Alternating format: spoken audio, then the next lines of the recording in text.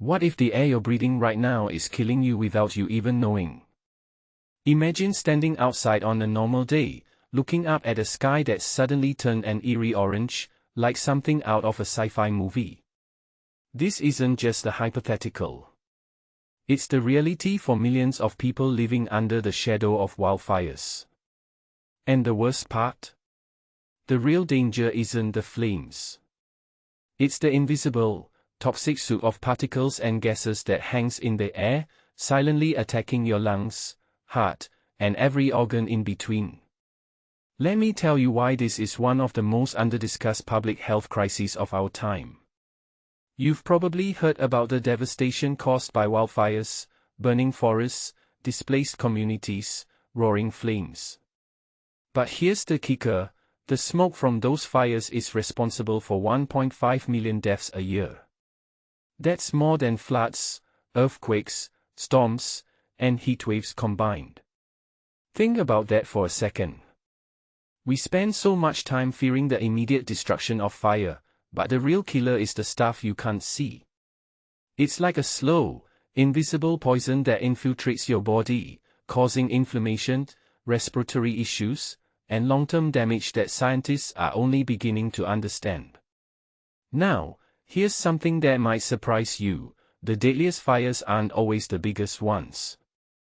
It's the wind that decides where the smoke goes, and who suffers. Take Toronto, for example.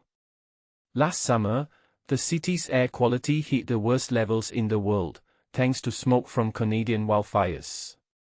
But it wasn't just the size of the fires, it was the direction of the wind.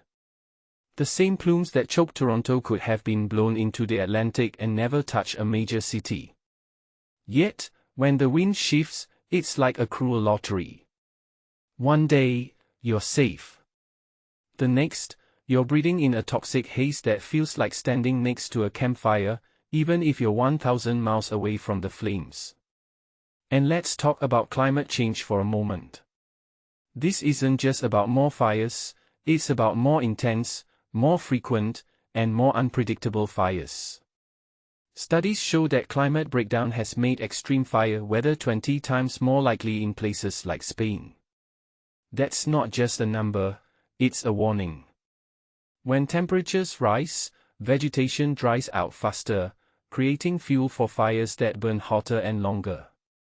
And the smoke? It's not just a temporary inconvenience.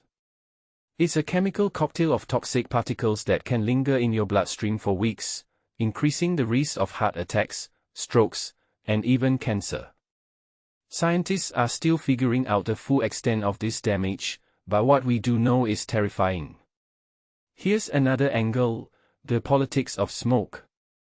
When the US president demanded Canada stop its wildfires from poisoning American air, it exposed a glaring hypocrisy.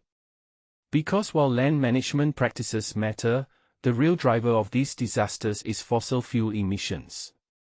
The same politicians who deny climate change are now blaming neighbors for smoke that's largely a result of their own policies. It's a perfect example of how climate issues get tangled up in blame games, while the real victims, millions of people breathing toxic air, are left in the dark. But the most chilling part? This isn't just a problem for people in fire-prone regions.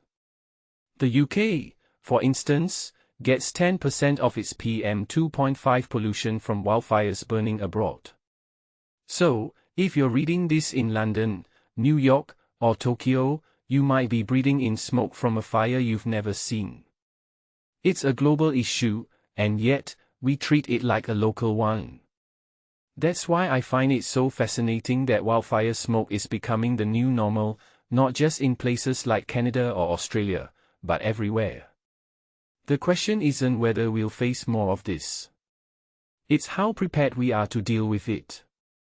Let me leave you with this: the McClellans in Minnesota, who described working in a war zone during a smoke event, said they felt a new kind of helplessness.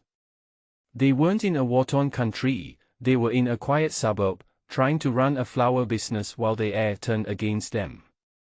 Their story isn't unique. It's a glimpse into a future where climate disasters aren't rare events but daily realities.